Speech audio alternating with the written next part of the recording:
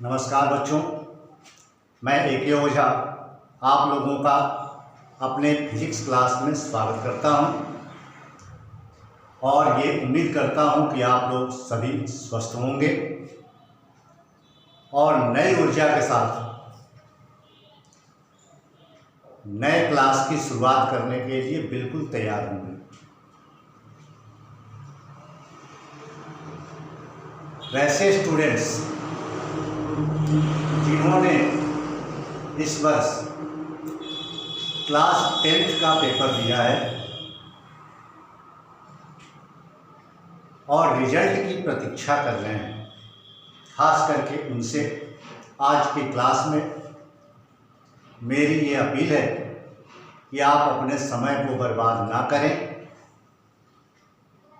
और जो भी लक्ष्य आपने अपने लिए चुना है उस लक्ष्य को प्राप्त करने के लिए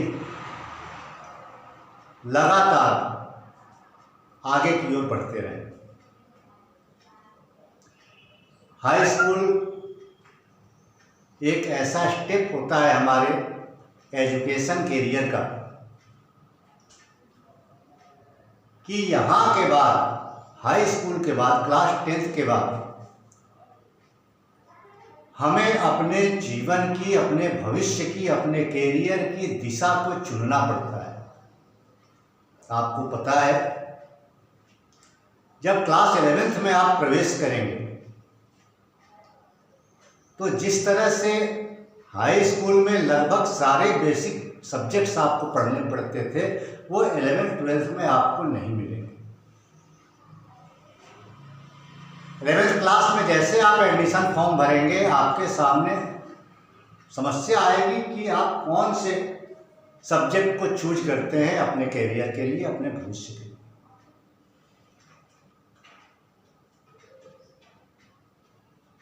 अगर हम अपने भविष्य को संवारना चाहते हैं तो हमारे लिए ये परम आवश्यक है कि सबसे पहले अपने लक्ष्य के प्रति दृढ़ हो जाएं, क्योंकि जब तक हमें ये पता नहीं होगा कि हमें कहाँ जाना है तब तक हम टिकट कौन से स्टेशन की लेंगे। इसलिए सबसे पहले अपना एम निर्धारित करें, उसके बाद उसको पाने के लिए रास्ता ढूंढें, वहाँ पहुँचने का मार्ग ढूंढें और बिना रुके अनवरत, भले गति थोड़ी कम हो ज़्यादा हो वो अलग की बात है, लेकिन बिना रुके अनवरत चलते रहना लक्ष्य की प्राप्ति का एक महत्वपूर्ण रास्ता है। यदि आप मेडिकल या नॉन मेडिकल स्ट्रीम के साथ साइंस को चूज करते हैं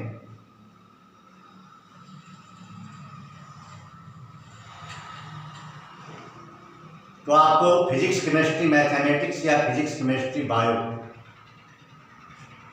पढ़ना पड़ेगा और इसका बहुत बड़ा कैरियर है। बहुत सारी अपॉर्चुनिटीज़ हैं जो पीसीएम या पीसीबी के स्टूडेंट्स को प्राप्त होती हैं। इसमें फिजिक्स सेंट्रल सब्जेक्ट है। फिजिक्स एक ऐसा सब्जेक्ट है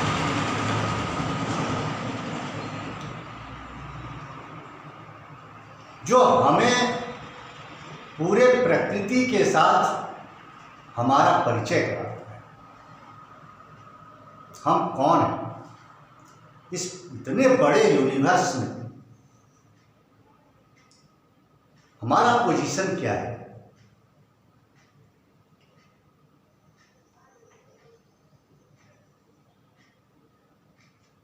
क्या पूरे यूनिवर्स में हमारा कोई योगदान नहीं है या फिर ब्रह्मांड के संतुलन की अवस्था के लिए हम भी रिस्पॉन्सिबल हैं।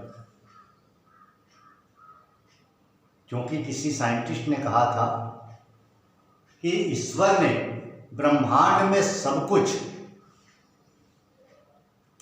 मतलब सब कुछ, एक निश्चित संख्या और अनुपात के अनुसार बनाया। अगर ब्रह्मांड में सब कुछ एक निश्चित संख्या और अनुपात के अनुसार बनाया गया तो इसका मतलब है कि उन सभी वस्तुओं के द्वारा ब्रह्मांड को संतुलित करने की व्यवस्था की गई, और ऐसे में हमारा ब्रह्मांड के ऊपर कोई प्रभाव नहीं पड़ेगा या ब्रह्मांड का हमारे ऊपर कोई प्रभाव नहीं पड़ेगा, ये कहना बिल्कुल ही उचित नहीं होगा। अर्थात फिजिक्स एक ऐसा सब्जेक्ट है जो ये बताता है कि हमारा इतना बड़ा महत्व है कि हमारी एक सोच, हमारी एक गलत अवधारणा, हमारा गलत दिशा में उठाया गया एक कदम, हमारी नकारात्मक सोच पूरे ब्रह्मांड के संतुलन को अस्त व्यस्त कर सकती है। इसलिए हमें हमेशा सकारात्मक सोच के साथ अपने अच्छे लक्ष्य की दिशा में आसानी से पहुंचाने वाले मार्ग पर बहुत ही संतुलित होकर के एक एक कदम बढ़ाना चाहिए। हमेशा अच्छे विचारों के साथ ही आगे बढ़ना चाहिए। हमारा प्रभाव, हमारी सोच का प्रभाव, हमारे कार्यों का प्रभाव हमारे परिवार, हमारे समाज, हमारे गांव, हमारे देश, हमारे पूरे ब्रह्मांड के ऊपर पड़ता है। इसलिए हमारा कोई भी कार्य ऐसा ना हो जिससे पूरा समाज, पूरा ब्रह्मांड दूषित हो। बताया गया physics is the science of energy. ऊर्जा के अध्ययन को ही भौतिकी कहा जाता है, फिजिक्स कहा जाता है। और आपको पता है कि सारे पदार्थों का निर्माण एनर्जी से होता है, और जब पदार्थ समाप्त होते हैं तो केवल ऊर्जा ही बच जाती है। वही ऊर्जा का जो असीम भंडार होता है, जो मेन सोर्स एनर्जी का है, जो पूरे ब्रह्मांड को कंट्रोल करता है, उसको हम ईश्वर के नाम से जानते हैं। और उसी ईश्वर से ऊर्जा निकल करके ब्रह्मांड में हर स्थान पर जाती है, पहुंचती है और पदार्थों का निर्माण करती है। जब पदार्थ नष्ट होता है तो उससे ऊर्जा निकल करके फिर उसी ईश्वर में समाहित हो जाती है। अर्थात वो सेंटर केवल बिंदुवत ईश्वर नहीं है, उसका बहुत बड़ा साम्राज्य है, उसी के अंदर पूरा ब्रह्मांड है, और उसका जो सेंटर है उस सेंटर से वो संचालित है।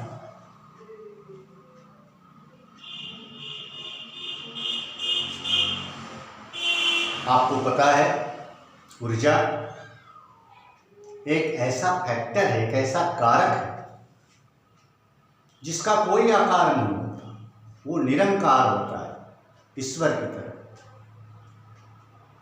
जिसका कोई रूप नहीं होता, जिसका कोई रंग नहीं होता।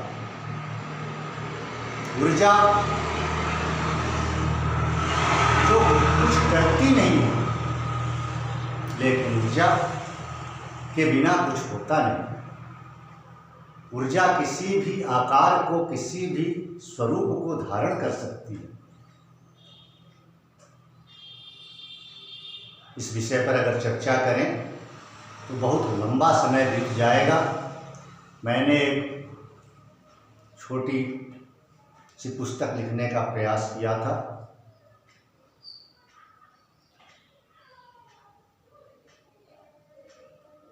विज्ञान और अध्यात्म।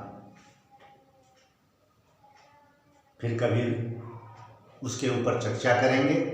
फिलहाल फिजिक्स ऊर्जा के अध्ययन को कहा जाता है, क्योंकि पूरे ब्रह्मांड में ऊर्जा के अलावा कुछ है ही नहीं। ऊर्जा ही जब पदार्थ का निर्माण कर लेती है, द्रव्यमान शो करने लगती है, प्रदर्शित करने लगती है, तो वो पदार्थ कहलाती है। और जब वो द्रव्यमान प्रदर्शित करना बंद कर देती है तो फिर से वो ऊर्जा में परिवर्तित हो जाती है। इस फिजिक्स के क्लास में 11th क्लास की सिलेबस की हर एक टॉपिक को हम प्रयास करेंगे कि विस्तार से पढ़ा जाए और टू द पॉइंट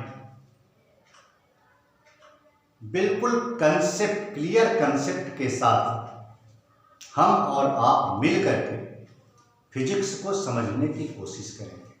फिजिक्स कोई पढ़ा नहीं सकता, मैं नहीं पढ़ा सकता फिजिक्स,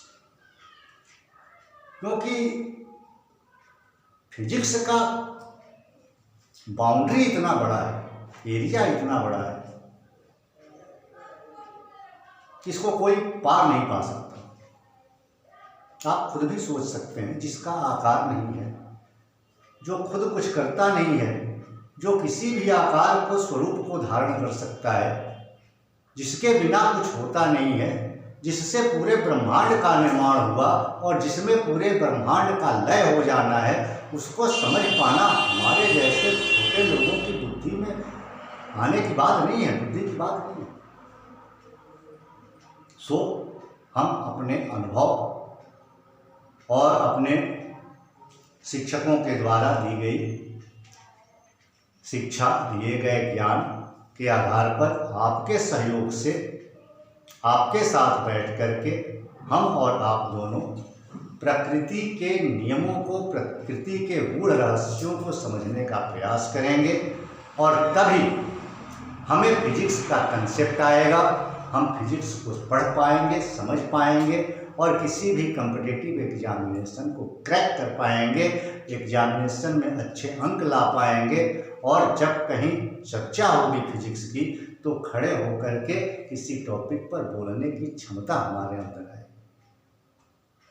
वैसे तो फिजिक्स को अलग अलग लोगों ने अपने अपने शब्दों में परिभाषित करने का प्रयास किया। किसी ने बताया कि physics is the science of measurement, भौतिकी माप तौल का विज्ञान है, जितना मेजरमेंट संबंधी कार्य होता है वो हम फिजिक्स में करते हैं, बिना फिजिक्स के मेजरमेंट नहीं किया जा सकता।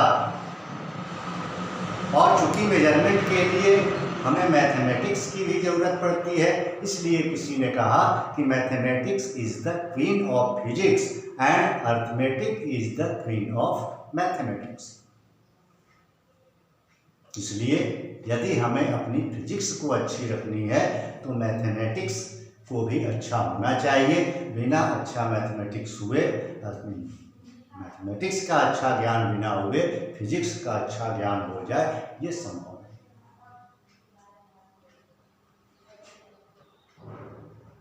किसी ने बताया कि physics is the branch of science dealing with the nature and natural phenomena.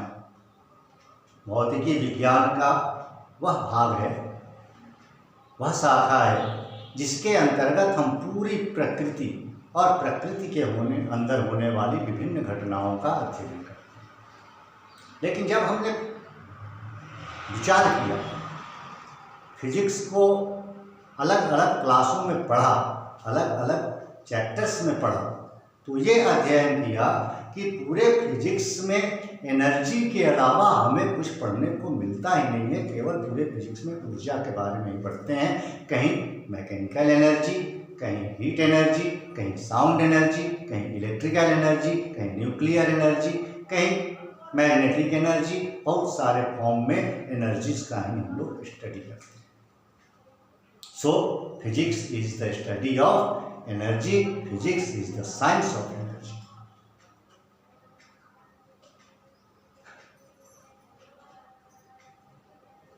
Physics हमारा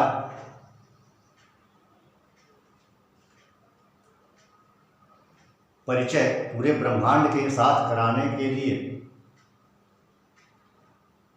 हमारी पॉजिटिव एनर्जी के लेवल को बढ़ाता है, मानसिकता को बढ़ाता है, सोच को बढ़ाता है, कल्पनाशीलता को बढ़ाता है, फिर आत्मीयता को बढ़ाता है।